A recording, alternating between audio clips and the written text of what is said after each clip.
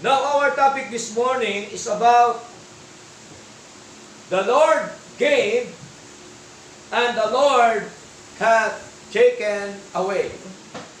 Okay? Ang Diyos ang nagbigay at ang Diyos ang siyang nag-alis. Okay? Naniwala ba tayo doon, mga kapatid? Na ang Diyos ang nagbigay sa atin ng lahat ng bagay at ang may karapatan na mag-alis. Yung atin ding Diyos. Okay? So, ito po ay sa buhay po ni Job. Alam po natin yan. Ngunit, napakaganda po ito bilang isang ehemplo o pagsasalamin natin sa buhay natin dito sa mundo, mga kapatid. At alam po natin na ang buhay natin sa mundo ay ang lahat po ay nakatakda sa ating Panginoon. Pag sabi nakatakda, ibig sabihin po, lahat po yan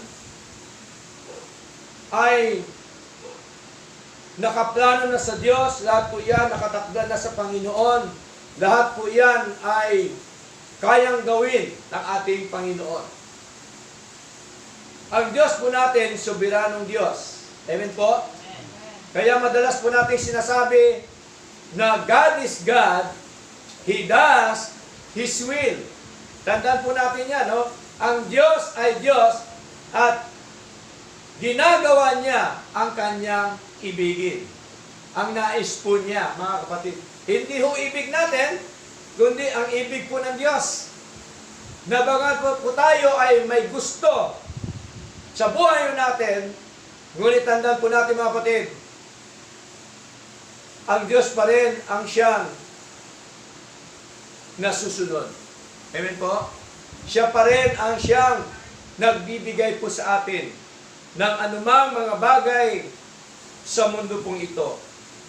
Kaya tingnan po ang isang bagay, kung hindi talaga i-allow ni Lord para sa iyo, hindi po talaga yon. Amen po? Kahit po anong pilit ng tao, hanggat hindi po talaga ibigay yan ng Diyos, hindi po talaga mangyayari po yan. Kaya minsan, maraming mga Kristiyano na pinipilit yung gusto. Pero tingnan niyo po, ano po ang nangyayari hanggang dulo? Nagkaroon po ng problema. Tama? Hindi smooth ang kanyang nais sa buhay po niya. Kasi, ang sinusunod niya, sarili niya, ayaw niya sundin yung nais po ng ating Panginoong Diyos na buhay. So, magbigay po tayo ng example, mga kapatid. Kung inyo pong nabasa ang buhay po ni Jonah, kilala niyo po si Jonah? Okay? Kinain po siya ng buhaya. Buhaya po bang kumain? Isda. Okay? Kaya pala naman sinabing buhaya yon kasi kung alam nyo, talagang isda. Okay? Tumakas po siya sa Panginoon. Diba? Inutusan siya ni Lord na pumunta ng Nineveh para ipangaral ang salita ng Diyos, para maalarma ang mga kapatid po roon. Anong ginawa ni Jonah? Tumakas. Hindi siya pumunta sa tinuro ng Panginoon, pumunta siya sa ibang lugar. Kaya tingnan niyo po, ang buhay ni Jonah during the time. Okay? Ano ho naranasan ni Jonah? Smooth ba ang buhay niya nung tumakas siya sa Lord? Hindi. Di ba? Ang buhay ho niya ay punong-puno ng alon sa dagat. Di ba? Nakita ho natin, mga kapatid. Okay? Pati ang mga tripulante ng barko na damay pa sa nangyari po doon, mga minamahal. Pero tingnan niyo po, mga kapatid, na bagamat ganon ang ginawa ni Jonah, nandun pa rin yung biyaya po ng Diyos sa kanya. Ganon din po sa ating paglilingkod sa ating Panginoon. Kaya dito po, ay makita natin ngayon kung ano po ba ang buhay po nitong ni Job, mga kapatid. Okay? ang buhay po ni Job ay meron po siyang tinatawag na pagkatakot po sa ating Panginoon. Amen po? Si Job po ay may takot sa Diyos. Si Job po ay mabuting tao sa harapan ng Panginoon. Si Job po ay naglilingkod sa ating Panginoon. Okay? At si Job po ay kilala. No? Kilala siya sa kanilang bayan na siya po ay mayaman. Siya po ay makapangyarihan. No? Kilala po siya during the time, mga kapatid. Pero tingnan niyo po, ang sabi nito sa wikang Tagalog,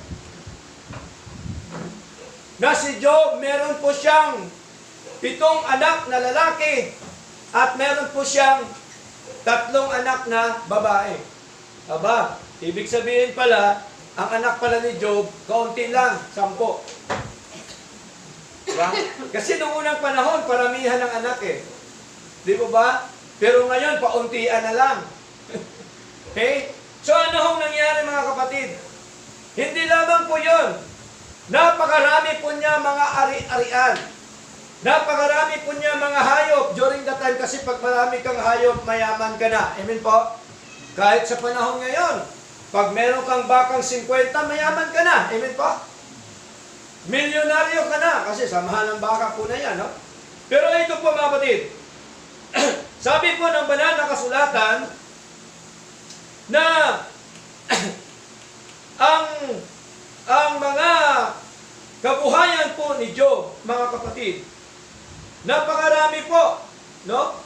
Napakarami. Meron po siyang tinatawag na 7,000 tupa, no? 7,000 tupa, napakarami, no? Meron po siyang 3,000 kamelyo o camel, 3,500 baka, meron po siyang 500 asnong babae.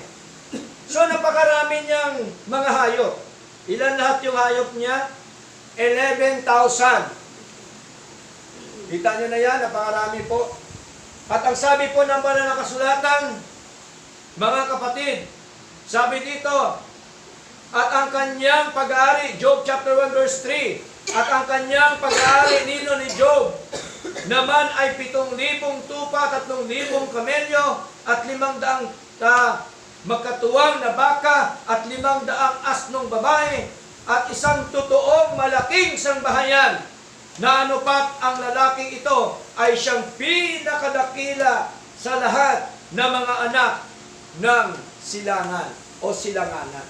Tingnan nyo, ibig sabihin, kilala siya, well known ang pangalan po ni Job, dahil po siya talaga ay mayaman during the time. Pero tingnan nyo po, mga kapatid, ang naging problema ni Job, yung kanyang mga anak. Bakit? Ano po ang buhay ng kanyang mga anak? Ang kanyang mga anak, 7 lalaki at 3 babae. Kung ating babasahin ang banal na kasulatan sa Job chapter 1, ay sila pala ay hindi naglilingkod sa Diyos. Si Job lang pala ang naglilingkod sa ating Panginoon. Maging ang kanyang asawa, hindi naglilingkod sa ating Panginoon. Tingnan niyo po, mga minamahal. Kaya si Job ay lagi po siya naghahandog sa ating Panginoon. Lagi po siya nananalangin na ang panalangin po ni Job na ang kanyang anak nawa hindi magkasala sa kanya. Kasi ang kanyang mga anak, mga worldly. No? Nakita ho natin, nababasa po natin kanina, na ang kanyang mga anak ay nandoon sa panganay, sa pinakapanganay ng kanyang anak. At tinawag yung 3 babae, nandoon sila lahat. At ano po ang kanilang ginagawa po ron? Nag-iinuman sila ng mga alak. Worldly. Ayaw nilang sundin yung buhay ng kanilang ama. Ayaw nilang sundin si Job. Kaya po minsan, nakakalungkot minsan, pagka meron kang anak na ayaw maglingkod sa Diyos, ano hong naramdaman ng ama na naglilingkod sa Lord? Di ba malungkot? Tama po? Ganon din ang pastor. Ang damdamin ng pastor, once na may nawala na tupa ng Panginoon, masakit po sa kalooban ng pastor. Amen po? Kaya ano pong ginagawa ng pastor? Pinapalakas, pinapasigla, pinapakain ang tupa ng Panginoon. Tayong lahat po ay tupa ng Diyos. Amen po? Tayong lahat ay tupa ng Diyos. At ang gawain po ng pastor, pakainin, busugin ang tupa ng ating Panginoon. Kaya ang pastor kailangan na magbahagi, mag-share, turo, mag-preach ng ebanghelyo po ng ating Panginoon. Para ang tupa ng Diyos ay mapakain. Hindi lamang mapakain, para siya po ay tumaba, lumago sa kanyang kalagayan bilang isang tupa ng ating Diyos. Ganon din po sa ating buhay espiritual, mga kapatid. Kaya ito, bagamat si Job ay mayaman, meron pa rin siyang problema. Amen po? Kahit si Job naglilingkod sa Diyos, meron pa rin siyang problema. Anong problema niya? Problema niya na malaki ang kanyang mga anak. Sapagkat ang kanyang mga anak at kanyang asawa, hindi naglilingkod sa ating Panginoon. Kaya tama po sinabi po ni Joshua. No? Anong sabi ni Joshua? Chapter 24, verse 15. Anong sabi ni Joshua? But for me and my house, we will serve the Lord. Sa ganang akin at sa aking sangbahayan, maglilingkod kami sa Panginoon. Bakit sinabi ni Joshua? Sapagkat napakasarap ang buong pamilya na naglilingkod sa Lord. Amen po? Tingnan niyo po ang nangyari. Dahil ang mga anak po ni Job ay hindi katulad ni Job na naglilingkod sa Panginoon. Punong-puno sila ng makamundong ginagawa. Tingnan niyo po, mga kapatid. Nadamay po ba si Job? Nangyari po ba kay Job ang kahirapan during the time? Nangyari. Sinubukan po siya ng ating Panginoon, mga kapatid. Di po ba? Anong pagsubok ng ating Panginoon? Ang pagsubok po ng Panginoon ay malinaw po na ang sabi ng banal na kasulatan ay ituloy po natin, mga kapatid. Okay? Sa verse 13, anong sabi dito sa wikang Tagalog? At nangyari isang araw ng ang kanyang mga anak na lalaki at babae, tingnan niyo po, ay nagsisikain at nagsisiinom ng alak sa bahay ng kanilang kapatid na panganay. Tingnan niyo po, mga minamahal. Ituloy natin. Verse 14. Na dumating na isang sumo kay Job na nagsabi, ang mga baka at nagsipag-araro at ang mga asno ay nagsisasapsab sa siping nila at dinaluhong ng mga sabeyo at pinagdadala o kanilang pinatay ng talim ng tabak ang mga bataan at ako lamang ang nakakatana mag-isa upang magsaysay sa iyo. Pinatay ang kanyang mga hayop. Tingnan niyo po, mga kapatid. Pinatay ang kanyang mga hayop. Ano pa po? Sa verse 16, samantalang siya nagsasalita pa. Kita nyo, hindi pa natapos siya nagsalita, meron na naman uling problema. Tingnan niyo po, mga kapatid. Ibig sabihin, sa paglilingkod natin, minsan, hindi pa tapos ang problema natin, dumarating na naman isang problema. Ganito rin po ang nangyari kay Job. Ano ang nangyari? Samantalang siya sa salita pa ay dumating naman ang iba at nagsabi, ang apoy ng Diyos ay nalaglag mula sa langit at sinunog ang mga tupa at ang mga bataan at pinagsupok at ako lamang ang nakatatana mag-isa upang magsaysay sa iyo. Tingnan niyo po, may isa lagi na naiwan para magsabi kay Job Pero tingnan nyo po, nagsasalita pa, meron na naman ulit. Okay, verse 17.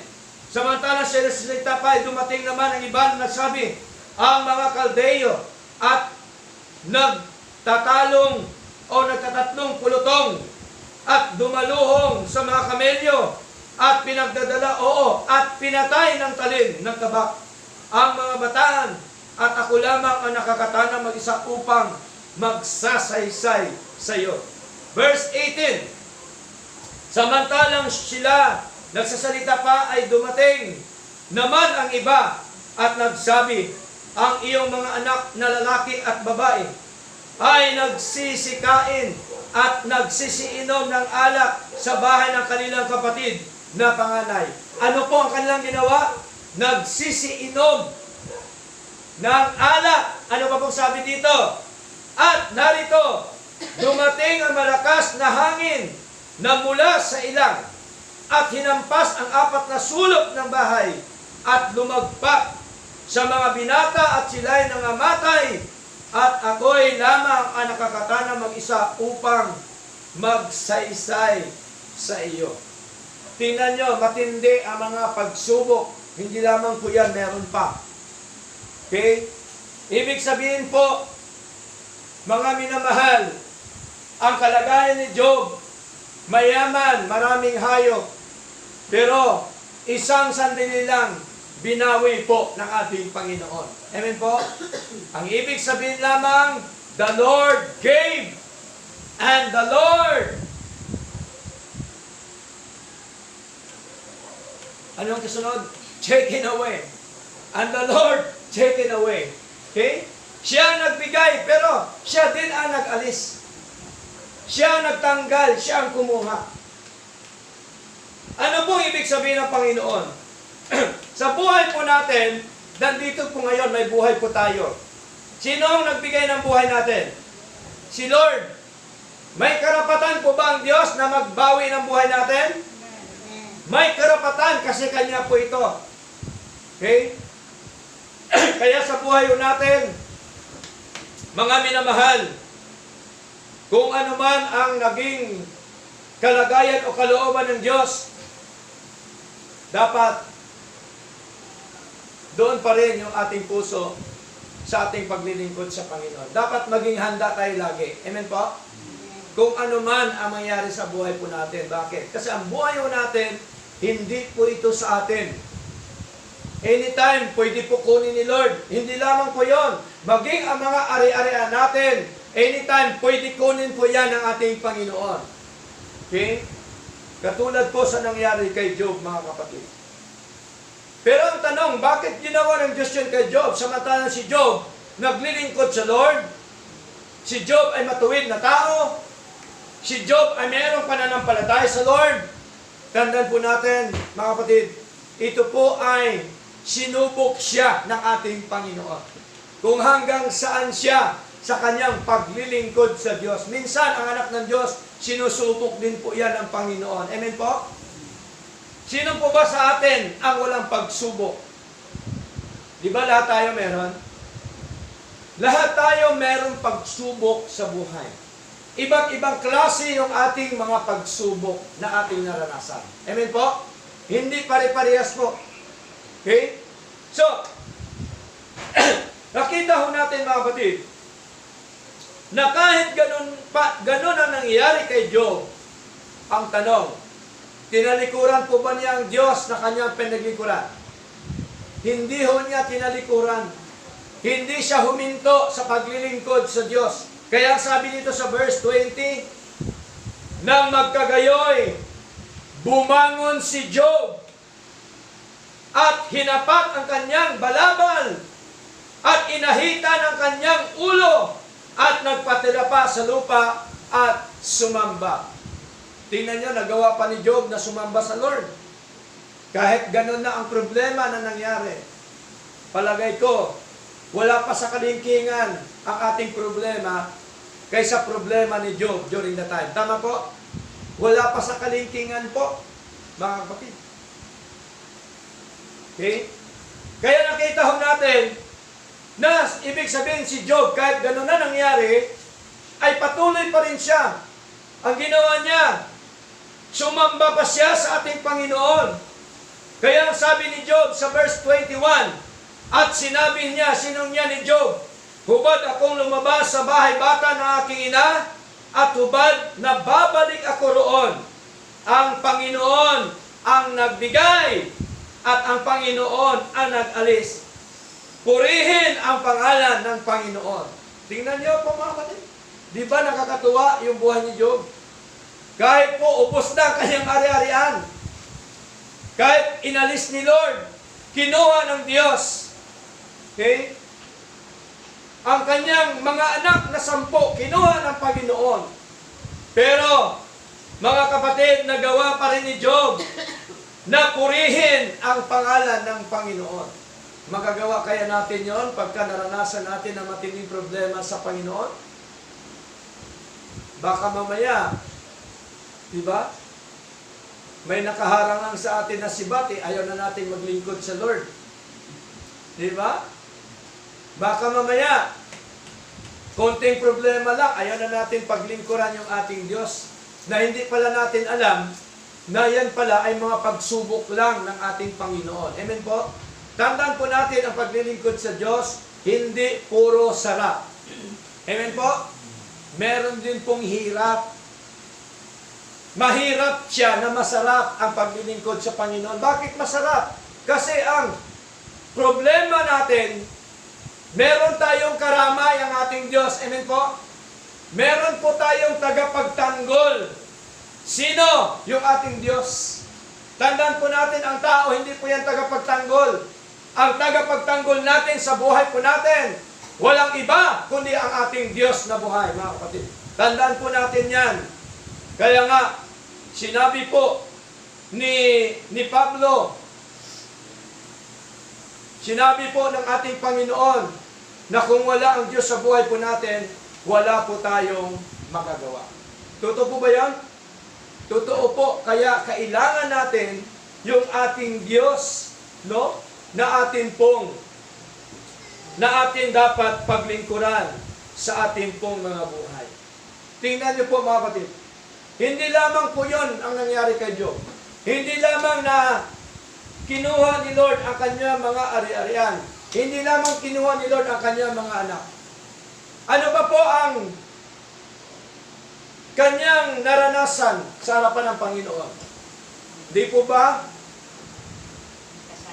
nagkaroon pa siya ng mga bukol, sakit? Tingnan niyo po mga kapatid. No? So basahin po natin. Okay? Basahin po natin mga kapatid ang Job chapter 2.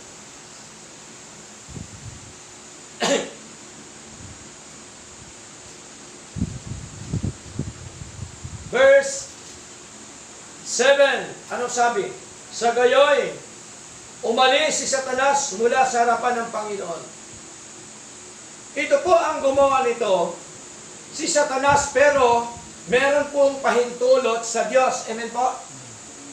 Hindi ho basta-basta gumawa si Satanas na walang pahintulot ng Diyos. Tandaan po natin. Bakit? Kasi mas makapangyarihan ang Diyos kaysa kay Satanas. Sabi ho dito,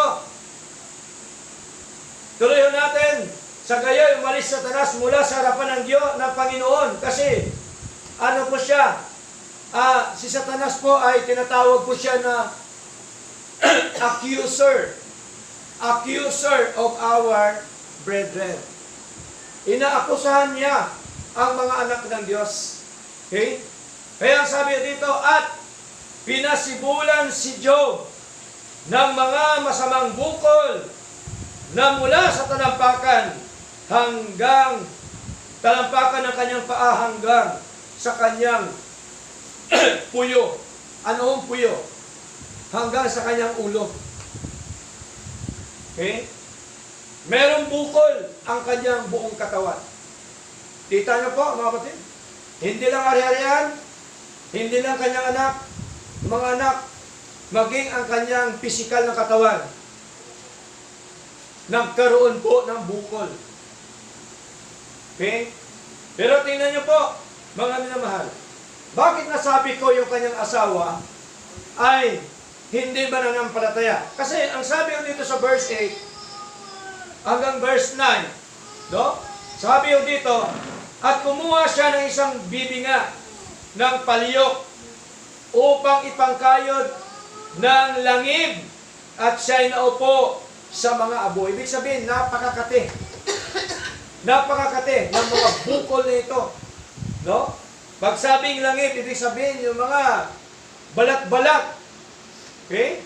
Ganun po yung nangyari po sa kanya, mga kapatid. Okay? Pero tingnan nyo po, imbes na i-encourage ng asawa, ano pa po ang sabi ng kanyang asawa? Verse 9, nang magkagayoy, sinabi ng kanyang asawa sa kanya, namamalagi ka pa ba sa iyong pagtatapat? No, ibig sabihin, sabi ng asawa, magpapatuloy ka pa ba sa iyong katapatan, ibig sabihin sa Diyos? Sabi ng kanyang asawa, itakwil mo ang Diyos at mamatay ka. Anong utos ng kanyang asawa? Itakwil ang Diyos na pinaglingkuran ni Job. Okay? Kaya sabi ng asawa, mamamatay ka na. Tingnan niyo po, ang kanyang asawa, imbis na palakasin, no? I-encourage sa kanyang asawang lalaki, ang kanya pa pong ginawa. Gusto niya na si Job ay huwag na maglingkod sa Diyos. Gusto niya si Job ay tumalikod sa ating Panginoon. Ito po ang kanyang asawa, walang pananampalataya sa Diyos. Amen po? Pero si Job, matindi ang kanyang katapatan, ang kanyang pananampalataya sa ating Panginoon. Kaya mahirap po talaga sa isang pamilya na hindi lahat naglilingkod sa Diyos. Amen po? Napakahirap. Kaya mahalaga sa isang pamilya, sama-sama, magkaisa sa paglilingkod po sa ating Panginoon. Kaya anong sagot ni Job sa kanya? Ngunit, sinabi niya, sinong niya ni Job sa kanya, sinong kanya ng kanyang asawa?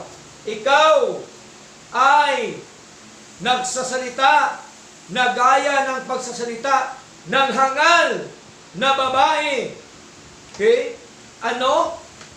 Tatanggap ba tayo ng mabuti sa kamay ng Diyos at hindi tayo tatanggap ng masama?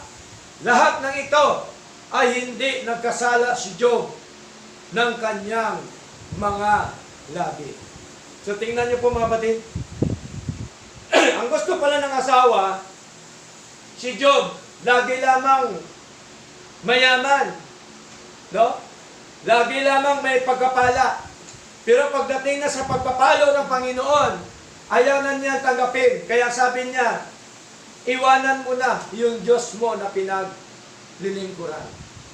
Kaya anong sabi ni Job? Hangal ka na babae. Sa kasaganaan lang ba paglingkuran ng Diyos?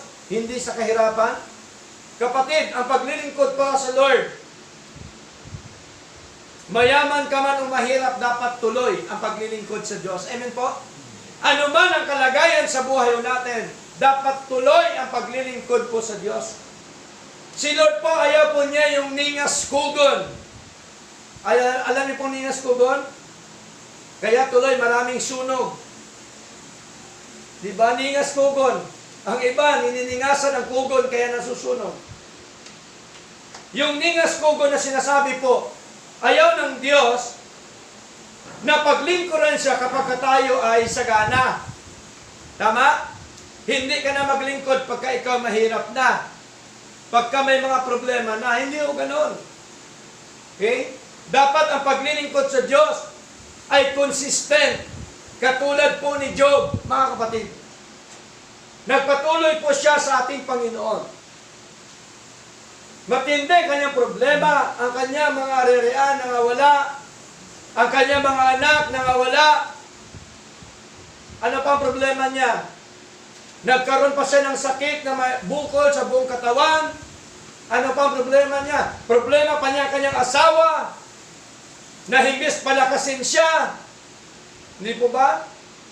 ay ang ginawa, dinidiscourage pa siya sa paglilingkod sa Diyos. Kaya nakakalungkot, no? Minsan may mga Kristiyano na himbis palakasin ang asawang pamilya sa paglilingkod sa Diyos, ang ginagawa, pinapahina pa ang paglilingkod sa Panginoon. Diba? May mga pamilya na mga Kristiyano na minsan ay dinidiscourage ang mga naglilingkod sa Lord. Ano pong discouragement na mga ginagawa? Huwag ka nang sumamba ngayon. Kasunod na lang. Diba? Imbes na sasabihin, sige, maganda yan ang iyong ginagawa kasi naglilingkod ka sa Lord. Di po ba? Pero ngayon, iba eh. Marami ngayon, dinidiscourage pa. Pinanghihinaan pa ng loob. No? Sinusulsulan pa na, huwag ka na dyan. Okay? Hindi ho ganon. Ang tunay na paglilingkod, merong paninindigan. Tama po? May paninindigan ba tayo sa Lord? Baka mamaya, ang kapalit lang, katapat lang pera, wala na tayo sa Lord. Diba? Baka mamaya, ang kapalit lang mga bagay sa mundo, grocery, talikuran mo ng paglilingkod sa Lord. Diba? Ito po, grocery po. Basta ang malaga, dito ka na sa amin. Aba, ang kapalit mo pala, grocery lang. Napakababaw. Diba? Meron po sa Malimba, aming naranasan, sa Gapan, isang pamilya, pinagawa yung bubong kasi nakita, butas-butas. May isang grupo ng reliyon pumunta roon. Ay, pagawa namin yan. Kaming bahala dyan. Okay? Anong sabi ng magulang? Napakabait na mga misyonary. Pinagawa ang bubong. Noong ginawa na, mga kapatid, hindi nila alam merong kondisyon. Anong kondisyon? Basta kayong lahat sa aming dumalo. Diba? Ipinagpalit ang mga bagay dahil lamang doon sa mga material na bagay.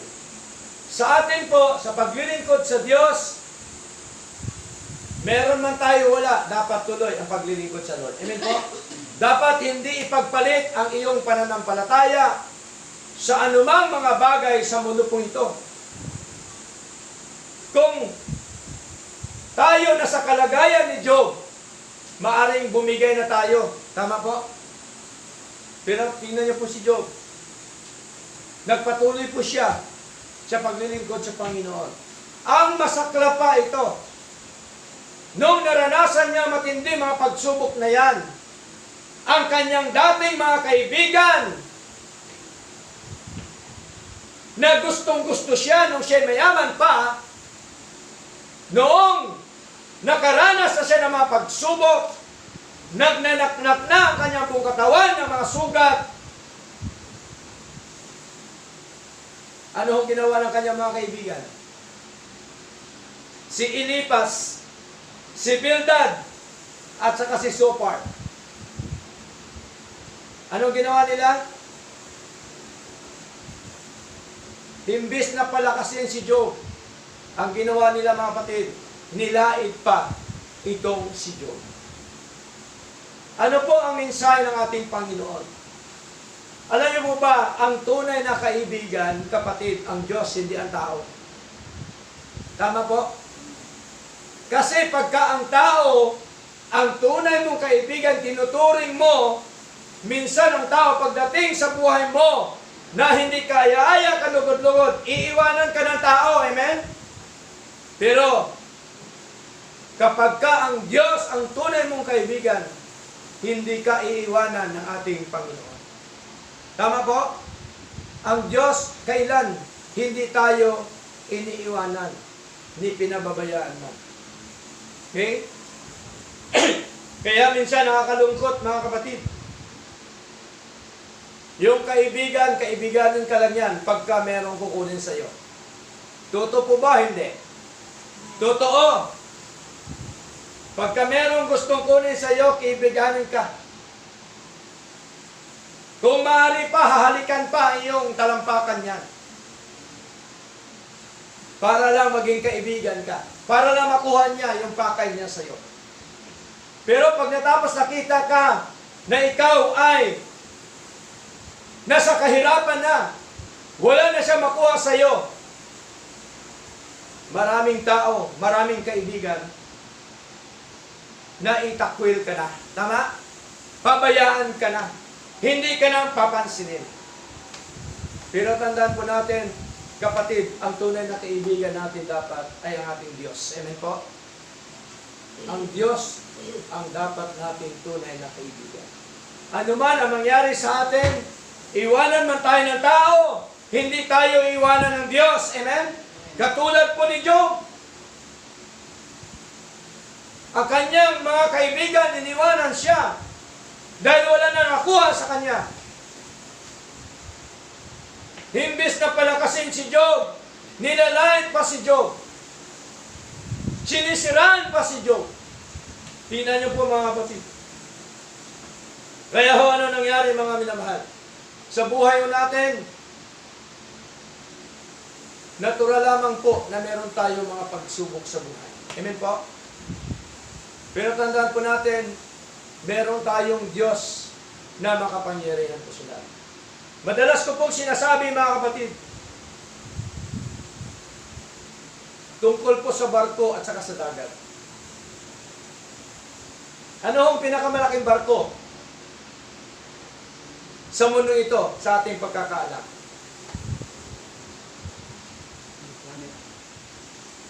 Naalala niyo po ang Titanic? Tama po? Di ba may pelikula yan? Titanic. Pangalawang pelikula, Titanic. Yeah? Titanic. Napakalaking barko. Kapatid, kasing laki man ang barko, ang mga problema natin, siluranin pagsubok sa buhay. Tingnan niyo po ang kapangyarihan ng Diyos.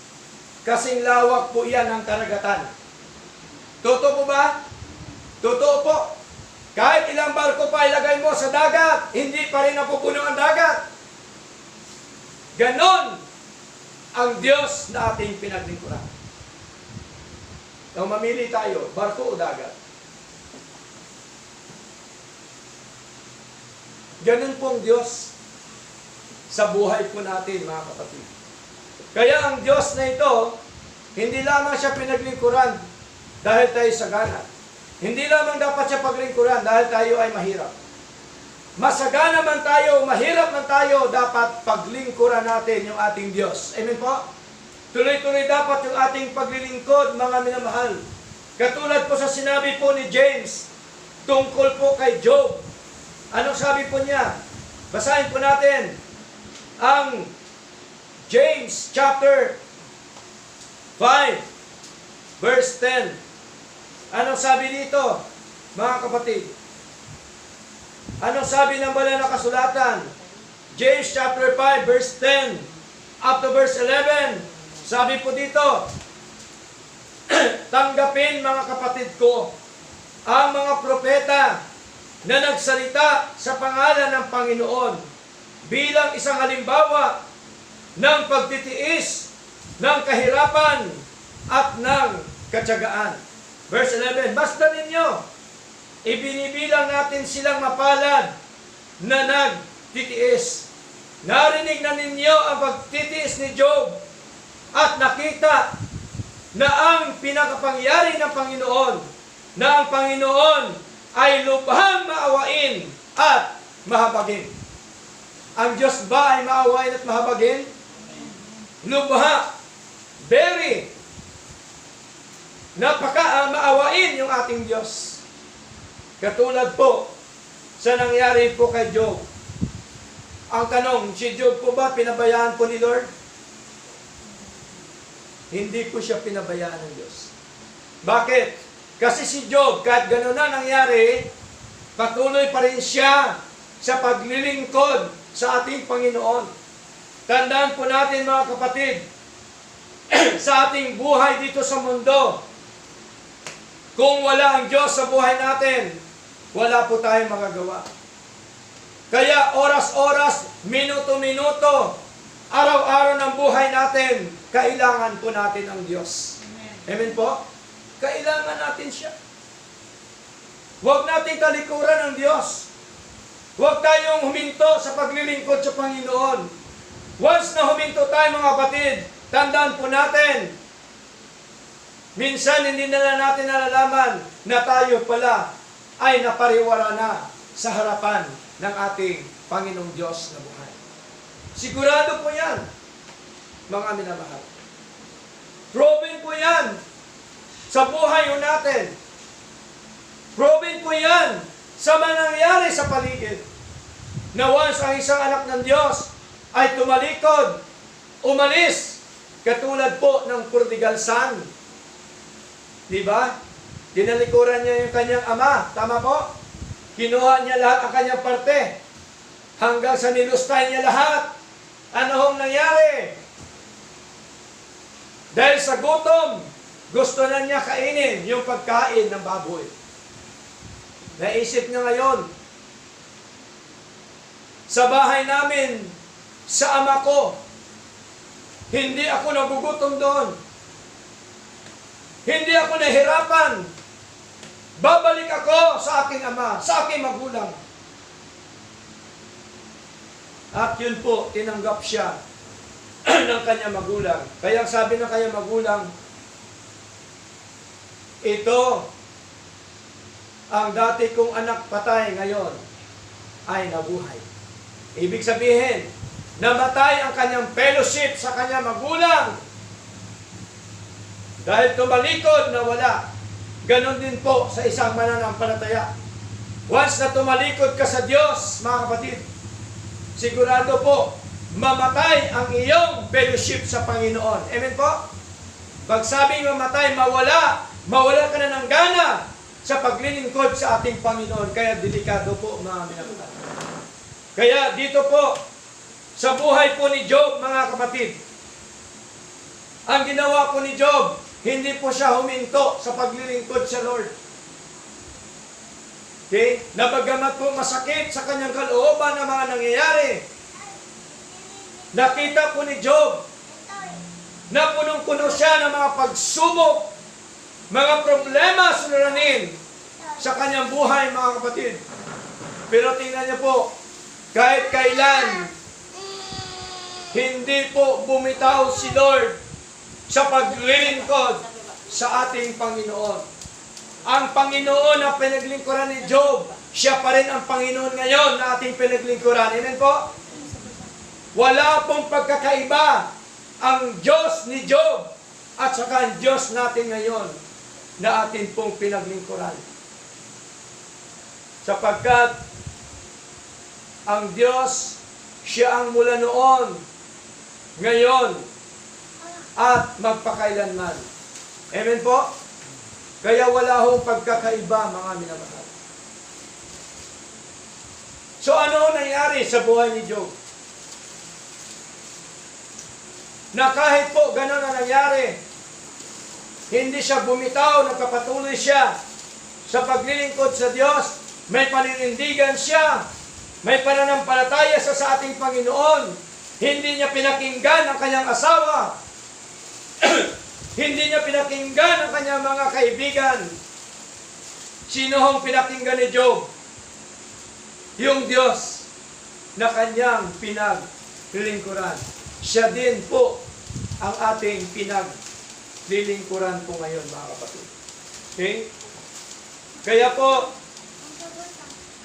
may mga karanasan man tayo sa buhay, kapatid, tandaan po natin, yan po mga pagsubok yan sa ating paglilingkod sa ating Panginoon. 1 Peter chapter 1 verse 7, anong sabi? Sabi po dito,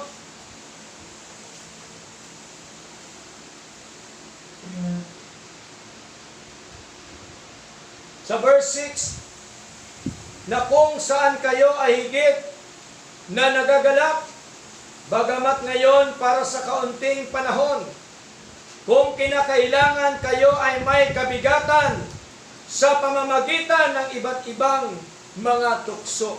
Verse 7, na ang pagsubok sa inyong pananampalataya na masigit na mahalaga kaysa gintong nasisira. Bagamat ito ay sinusubukan sa apoy, ay maaring masumpungang hanggang sa kapurihan at karangalan at kaluhatian sa kapahayagan ni Hesus Kristo. Ibig sabihin po mga kapatid, ang ating pananampalataya katulad po ng isang ginto.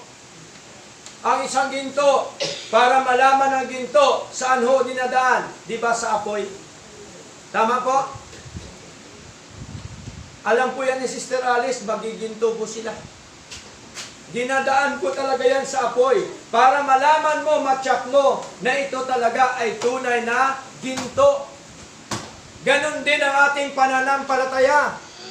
Para malaman ni Lord kung totoo yung ating pananampalataya sa Kanya, paglilingkod sa Kanya, saan tayo dinadaan? Sa mga pagsubok sa buhay. Amen po? Kaya dapat lagi tayo handa sa mga pagsubok po ng ating Panginoon. Okay? So ano pa po mga kapatid? 1 Peter chapter 4 verse 12. 1 Peter chapter 4 verse 12. Sabi po dito, mga iniibig, sabi po ni Pedro, isipin itong hindi kataka-taka tungkol sa nagliliyab na pagsubok na susubok sa inyo na waring may di pangkaraniwang bagay ang nangyari sa inyo. Verse 13, ngunit magalak sapagkat kayo ay mga kadalamhati sa mga pagdurusa ni Kristo upang kapag ang kanyang kalatihan ay may pahayag na, kayo nawa ay magagalak din na may lubhang kagalakan. Tingnan niyo po. Bakit may mga pagsubok po tayo? Kasi po, tayong lahat, bilang anak po ng Diyos, kadalamhati tayo sa mga pagsubok na naranasan ng ating Panginoong Hesus Kristo. Tingnan niyo po, mula pinanganak ating Hesus Kristo, lahat po ang kanya naranasan ay mga pagsubok. Totoo po ba yan? Bakit? Saan po ba pinanganak ating Hesus Kristo? Sa Bethlehem. Tama. Anong katayuan niya nung pinanganak? May diaper po ba? May lampin po ba ating Hesus Kristo? Pinanganak ba sa aircon? Pinanganak ba sa good sam? O good samani? Hindi po siya pinanganak doon. Pinanganak siya sa sabsaban. Pag sabing sabsaban, doon po yung mga dayami ng mga tupa. Doon po siya pinanganak. Hanggang siya lumaki, matindi ang kanyang pagdurusa, pagsubok, hanggang siya po ay ipinako sa cross, hanggang siya po ay namatay para sa ating mga kapatid. Kaya tayo kadalamhati ng ating Panginoong Hesus Kristo. Kaya pagsubok na ito, mga kapatid, once na kilala mo ang tunay mong Diyos na piningkuran, kapatid, ang pagsubok na ito, baliwala lang sa iyo, natatawa ka pa, nagagala ka pa. Bakit? Ang pagsubok na ito ay ipinagkatiwala mo sa ating Panginoon. Amen po? Dapat ganun, ipagkatiwala natin sa Lord. Okay?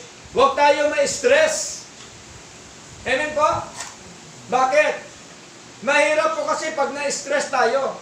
Ang ating problema sa ilang pagsubok sa buhay, dapat ipagkatiwala natin sa Diyos. Amen po? Mga kabilisan sa buhay, dapat ipagkatiwala sa Diyos. 1 Peter chapter 5 verse 7, ano sabi? Ilaga ang lahat ng inyong kabalisahan sa Kanya. Sino Kanya? Sa Diyos. Sapagkat siya ay nagmamalasakit para sa inyo. Sino ho nagmamalasakit sa atin? Ang Diyos. Hindi po ang barkada. Hindi po ang kaibigan. Ang Diyos ang siyang nagmamalasakit sa atin. Kaya anong sabi po ni Pedro? Ilagak do natin ang ating mga kabalisahan sa Kanya. Sinong Kanya? Sa ating Diyos. Para po hindi tayo mabigatan. Amen po? Lahat na ating mga bagahe sa buhay, ibigay po natin sa Lord. Amen po? Kasi ang bagahe na yan, yun po ang sanhi kung bakit ikaw ay matamlay sa paglilingkod sa Diyos. Amen po? Kaya ang bagahe po ito, ibigay mo sa Lord. Lord, ibigay ko na po ito ang mga problema sa pagsubok sa buhay. Lord, turuan niyo ako para magawa ko ang dapat gawin para malutas. Ito po ang mga problemang ito sa buhay ko. Amen po? Kasi hindi naman po tayo tinatawag na robot. May buhay tayo, binigay ni Lord eh. God is sovereign, but man is responsible. Responsable ba tayo? Dapat responsable tayo sa Lord. Ang Diyos makapangyarihan, soberano, ngunit tayo dapat ay maging responsable bilang isang mananampalataya ng ating Panginoon. Tingnan niyo po mga kapatid. Ano po ang nangyari sa buhay po ni Job? Job chapter 42. Okay? Kahit kailan, si Job po ay hindi bumitaw sa ating Panginoon. Job chapter 42 verse 10 hanggang sa mga sumusunod. Sabi po rin sa verse 10, at inalis ng Panginoon ang pagkabihag ni Job nang kanyang idalangin ang kanyang mga kaibigan. Tingnan niyo po, pinagpipray pa ni Job ang mga tao na kumukontra sa kanya, yung dati niyang kaibigan, at binigyan ng Panginoon si Job na makalawang higit ng dami kaysa tinatangkilik niya na dati. Times 2, binigay ng Panginoon. Binalik po sa kanya. Bakit? Nakita po siya ng Diyos na tapat, tunay, at totoo kanyang paglilingkod sa Panginoon. Nang magkagayoy, nagsiparoon sa kanya ang lahat niya mga kapatid na lalaki at babae at lahat na naging kakilala niya ng una. Tingnan niyo po.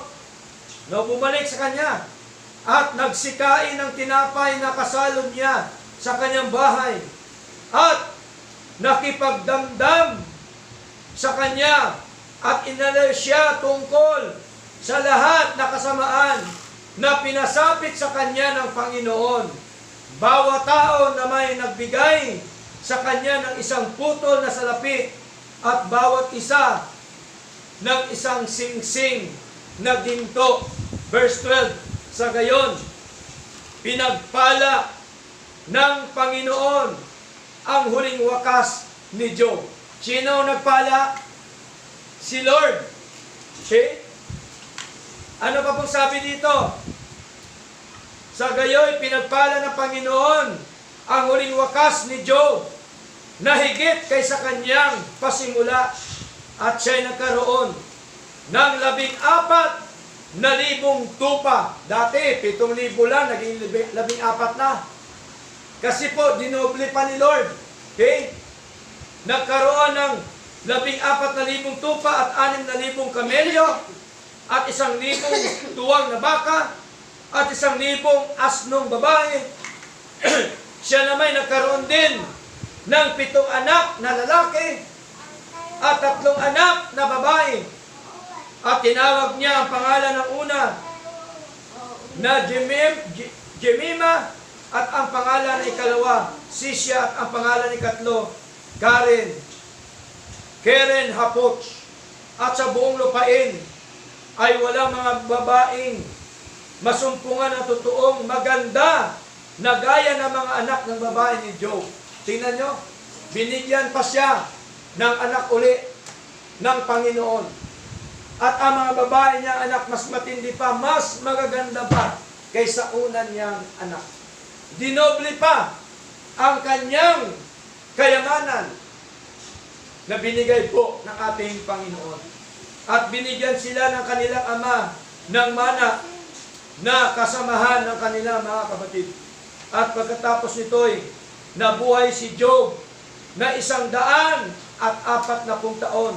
At nakita niya ang kanyang mga anak at ang mga anak ng kanyang mga anak hanggang sa 4 na saling lahi. Gayon namatay si Job na matanda at puspos ng mga kaarawan. Tingnan niyo po, nadatnan pa niya ang 4 na saling lahi. Yung kanya mga apo. Tingnan niyo po, namatay si Job, hindi po sa sakit. Amen? Namatay si Job, hindi sa aksidente. Namatay si Job dahil sa katandaan. Sa kanyang kaarawan, mga minamahal. Tingnan niyo po mga kapatid. Kaya ano po ba ang mensahe po ng ating Panginoon sa ating paglilingkod na ito bago tayo magtapos, mga minamahal? Tandaan po natin sa ating paglilingkod sa Lord, hindi po talaga yan maiwasan na may mga pagsubok po sa buhay po natin. Amen po? Pero ang kagandahan ng doon, na bagamat po tayo ay may mga pagsubok, problema, suliranin sa buhay, meron po tayong Diyos na pinaglilingkuran. Yun pong kaibahan natin. Amen po? Siya ang magtatanggol sa atin. Siya po ang magbigay sa atin ng mga kasagutan. Siya ang magpalakas sa atin. Siya magturo sa atin. Siya po ang kakampi natin, mga kapatid. Kaya, kung nagbabala ka na talikuran mo ang paglilingkod sa Diyos, huwag mong gawin yan, kapatid. Magpatuloy po tayo sa ating Panginoon. Ayaw po ng Diyos na tayo po ay mapariwala sa buhay. Amen po? Ang gusto ni Lord, buong pamilya tayo bilang mga anak ng Diyos, magpatuloy sa ating paglilingkod sa Kanya. At alam po natin na mga pagsubok na ito ay atin pong mapagtagumpayan sa pamamagitan po ng pagkilos ng ating Diyos na buhay. Sa pamamagitan ng kapangyarihan ng ating Panginoon. Ibigay natin sa Diyos ang lahat ng mga balakid sa buhay po natin. Ang lahat ng mga pasan-pasan natin sa buhay. Mga dalahin sa buhay. Nandyan po ang Diyos. Sabi ni Lord, hindi ko kayo iiwanan ni pababayaan. Ang mahalaga po, magpatuloy tayo sa Diyos at ang puso natin na ito dapat genuine, totoo, tunay na naglilingkod sa ating Panginoong Diyos na buhay. Bago tayo magtapos, mga kapatid, isang talata. Napakagandang talata, mga minamahal. Ito po ang gusto ng ating Panginoon. Okay? 1 Corinthians chapter 15 verse 58. Sabi po ng ating Panginoon sa pagitan po ni Pablo, sa makatuwid, iniibig kong mga kapatid, naka-address sa mga kapatid sa church. Kayo ay magpakatatag. Tayo daw ay magpakatatag. Di natitinag na palaging sumasagana sa gawa ng Panginoon. Ibig sabihin, lagi na naglilingkod sa Diyos. Ano pa po? Yamang inyong nalalaman ng inyong pagpapagal ay hindi walang kabuluhan sa Panginoon. Yung ginagawa natin para kay Lord, tandaan po natin, hindi po yan walang kabuluhan sa harapan ng Diyos. Ang lahat na ginagawa natin sa Lord, meron po lahat yan kabuluhan sa Diyos. Amen po? Meron yan kabuluhan sa Diyos. Sa tao, tinitingnan tayo, walang kabuluhan. But in the sight of God, merong kabuluhan. Malaking kabuluhan ang atin pong ginagawa sa ating Panginoong Diyos na buhay. At ang kapalit po nito ay benepisyo sa buhay po natin na tayo po pagpapalain po ng ating Panginoong Diyos na buhay. Hindi lamang po pagpapala material, hindi lamang po pagpapalang pisikal, higit sa lahat, pagpapalang spiritual sa buhay po natin. Kaya mga kapatid, nais ko pong sabihin sa inyo na magpatuloy tayo lahat sa atin pong paglilingkod sa Lord. Ano man yung bagyo, ano man yung unos, ano man yung lindol sa buhay natin, tuloy dapat ang paglilingkod sa ating Diyos na buhay. Magagawa kaya natin yon? Mukhang mahina yata. Magagawa pa natin yon sa Lord? Amen. Gawin natin para kay Lord, di po ba? Tandaan po natin, hindi po ako ang kausap nyo, si Lord. Amen po? Pangako nyo yan kay Lord, hindi kay pastor. Di ba? Kaya walang dahilan para hindi natin paglingkuran ang ating Diyos na buhay. Purihin po Panginoon, nawa pinagpala po tayo ng mga salita po ng Diyos at tayong lahat po ay umawit na sa ating